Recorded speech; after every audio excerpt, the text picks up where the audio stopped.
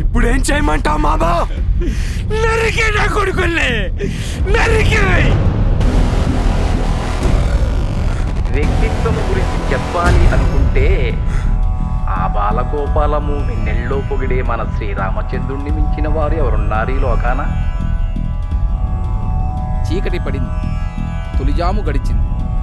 పిదప తూర్పున బాలభానుడు ఆగమేఘాలలో సప్త అశ్వాల రథముపై సిద్ధంగా ఉన్నాడు.